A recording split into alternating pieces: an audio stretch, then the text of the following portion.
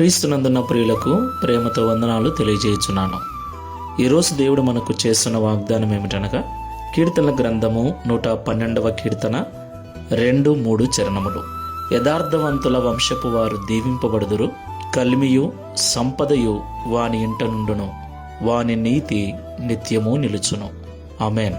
నా ప్రేమైన సహోదరి సహోదరులారా, కలిమి కలిగి జీవించాలని, ఇంటి నిండా సంపదలతో తులతూగాలని ఎవరికి మాత్రం ఉండదు చెప్పండి.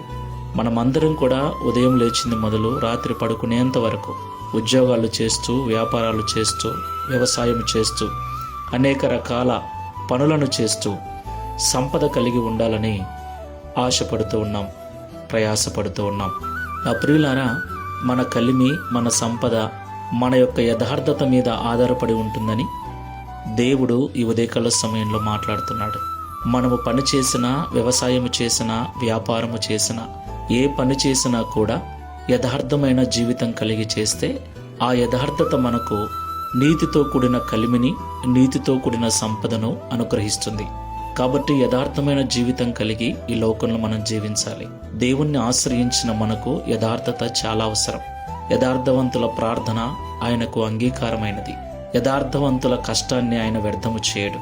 కాబట్టి అబద్ధాలను మానివేయండి, నటనా జీవితాన్ని మానుకొనండి, యథార్థమైన జీవితంతో జీవించండి, కష్టపడండి.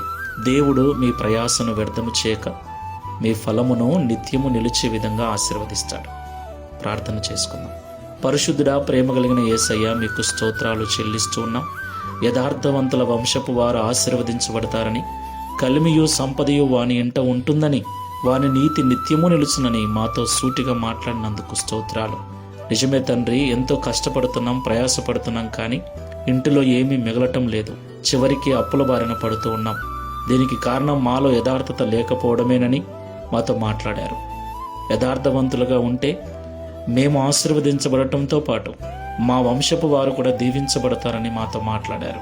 మా నీతి నిత్యము నిలుస్తుందని మాట్లాడారు. ప్రియ తండ్రి, ప్రార్థనలో ఏకీభిస్తున్న మేమందరము కూడా యథార్థమైన హృదయముతో ప్రయాసపడుటకు, యథార్థమైన హృదయముతో జీవించుటకు సహాయం చేయమని, తద్వారా ఈ దిన వాగ్దానమును మా అందరి జీవితంలో నెరవేర్చి మీ నామమును మహింపరచుకునమని యేసు నామములో ప్రార్థిస్తున్నాము తండ్రి. Amen. Praise the Lord. God bless you.